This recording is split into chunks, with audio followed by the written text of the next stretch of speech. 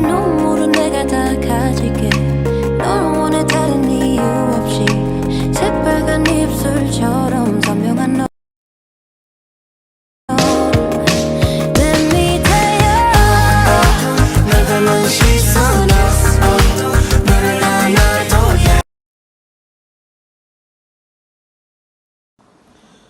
Bismillahirrahmanirrahim. Assalamualaikum warahmatullahi wabarakatuh, and hi to everyone. Let us give thanks to the divine limits by His love and mercy. We are given the strength and assembly today to ensure the success of the Financial Service Act 2030 FSA Forum. Before I introduce panelists today, I would like to introduce myself first. I am Tuan Hazrin Faizi bin Tuan Hassan 270045. Let me peel a little relating to the title of our forum today. The Financial Service Act 2030 FSA is to give Central Bank of Malaysia BNM greater power to prevent or resolve future risks to financial stability. Thank you, moderator. I would like to answer the question about the background and historical of Financial Services Act 2013. The Financial Services Act 2013, which also known as FSA 2013, has come into its operation on 30 June 2013.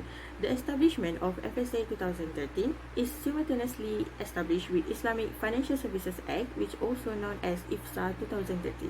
FSA 2013, which aimed to promote financial stability, is a comprehensive legislation that consolidates the various laws pertaining to banking, investment banking, insurance, payment system business, as well as the oversights of Malaysian money market and foreign exchange administration.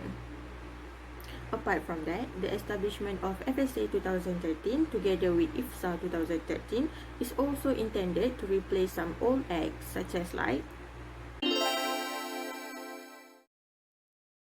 Next, FSA 2013 also empowers the Central Bank of Malaysia (BNM) to monitor the financial group for the safety of the members to carry on banking, investment business, or insurance.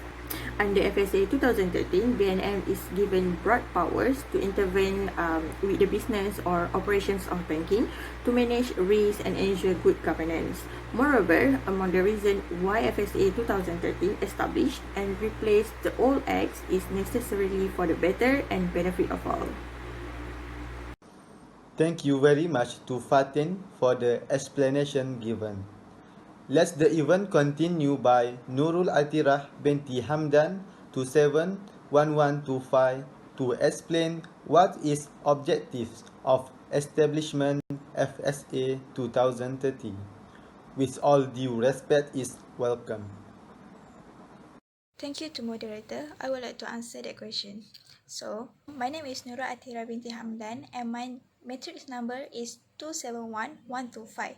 So, I will explain the purpose of this assignment and also the objective of FSA. Firstly, I will talk about the purpose of this assignment. This assignment will help students to understand about establishments of Financial Service Act in terms of objective content in Act. That is what will done by FSA to improving financial stability and also others. And second, this assignment also give understanding more deeply about history of this FSA, which is when FSA established and what act was previously replaced. Third point is this assignment also give understand about FSA in terms of establishment, neither have a negative or positive impact. Next point is this assignment give understanding about the comparison between IFA and also FSA. So now we go to objective of FSA. FSA have an effort to modernize the law governing the conduct and supervisions of financial institutions in Malaysia. Second objective is FSA also maintain countries' financial stability as well as support inclusive growth in the financial and economy system.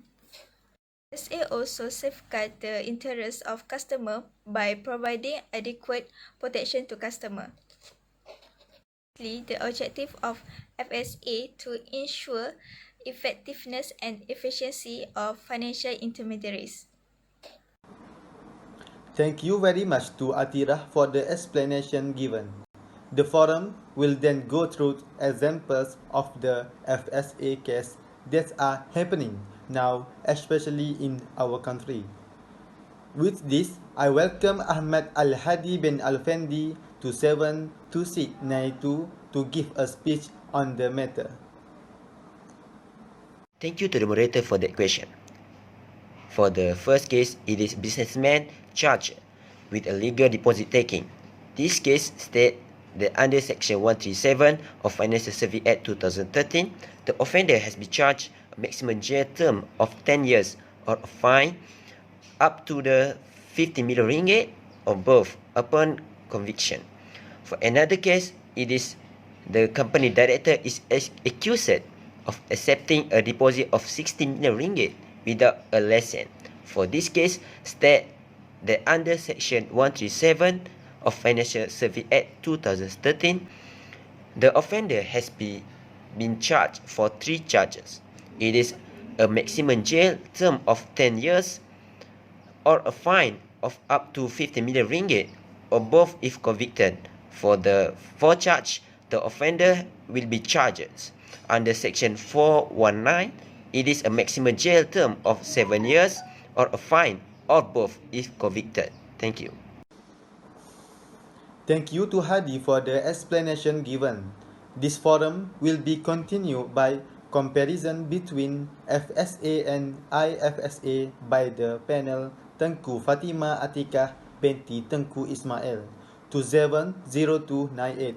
Without wasting time, I would like to welcome the presenter to deliver the presentation.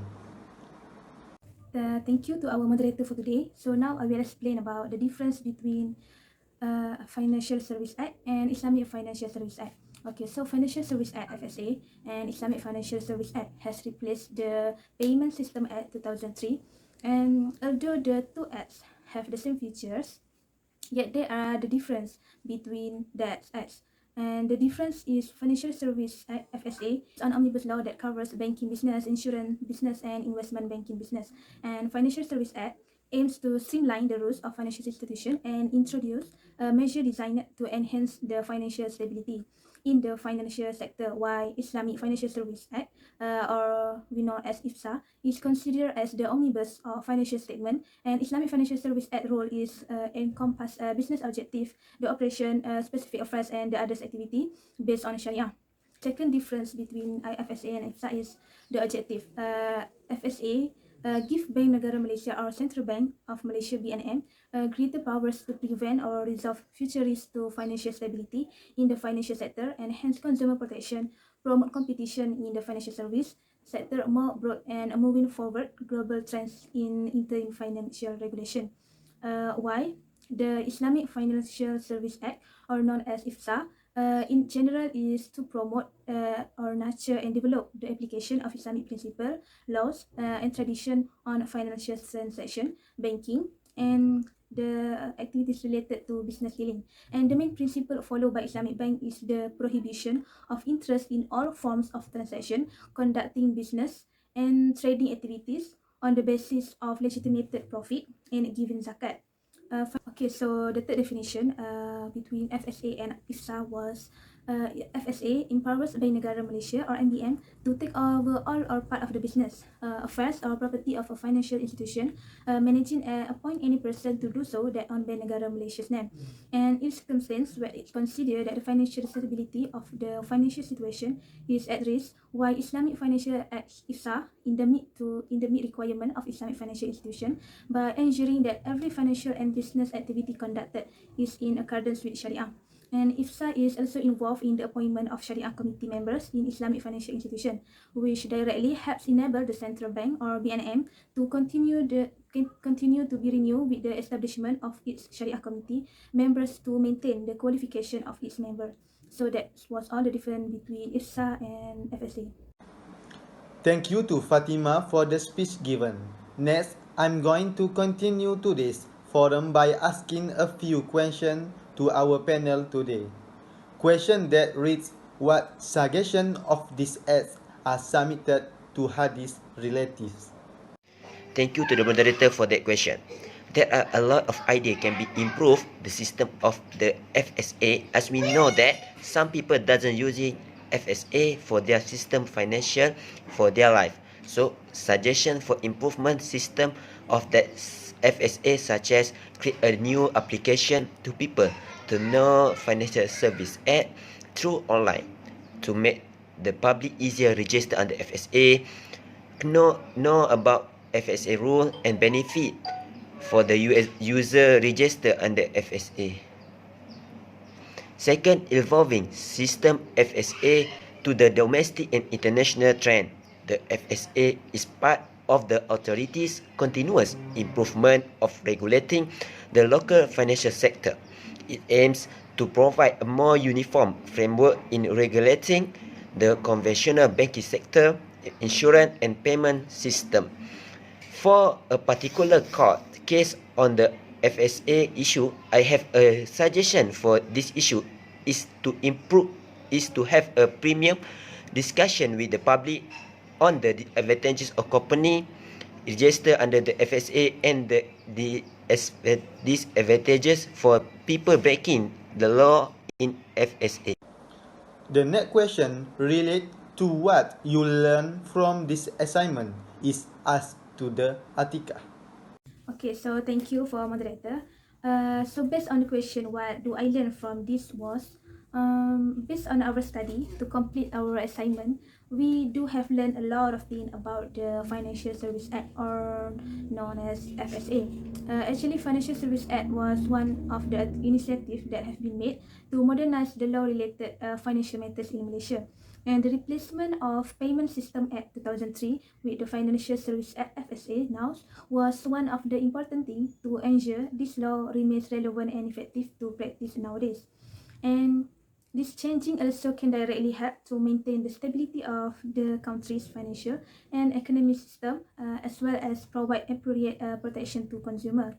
And we ourselves, as students of finance and Islamic banking, are aware of the importance of this act, as it is closely related to our majors such as banking, insurance, or takaful issues, as well as law related to finance. So that's.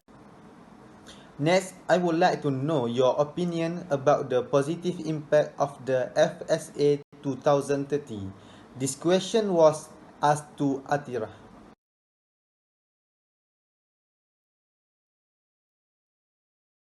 Thank you again to moderator for the question.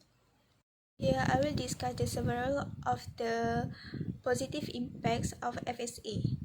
So the positive impacts of FSA is implementation and administrations of law more sincere and clear, such as the interpretations of regulatory objective and accountability of the National Bank. So the second positive impact is able to maintain financial stability, clear condition to facilitate the National Bank of Malaysia to take action to exercise its power and function. The third positive is can increase customer confidence in financial service and product by strengthening business conduct and consumer protection requirement. So the last positive impacts of FSA is creating stronger provisions for effective enforcement and supervisory intervention. And the last question, I would like to ask Fatin to give some explanation about idea to contribute FSA in the future. Thank you again, moderator. So I would like to give some ideas to contribute more in Financial Services Act 2013. Lastly, we would like to propose an idea that can contribute to the development of Financial Services Act 2013, which is a general announcement to the public about the entire whole act. For example, perhaps maybe some superiors or their stakeholders can make a plan and make an initiative such as like FSA literacy program. This is because there are still many people today who are still less sensitive to the establishment of this act and the punishment that will be imposed on offenders. Therefore, there are still among those who are victims of digital financial crime. It's just silence, and there are also those who doesn't know the cause of the matter as a result of being persecuted and so on. Therefore, general and detailed dissemination should be done to increase general knowledge and vigilance in each people. Thank you to the panel for the explaining the FSA 2030. As we know, the financial sector is developing at a much speedier pace now, and the cope which is the FSA and IFSA are designed specifically to preserve financial stability and to further support the growth of the robust Malaysian financial system and the real economy. The canvas of the financial sector is now painted to express a principle-based approach, which combines greater supervisory judgment and intensity with high-level principle of sound practice.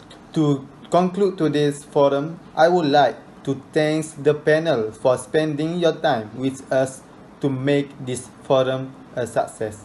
That's all from us. Thank you.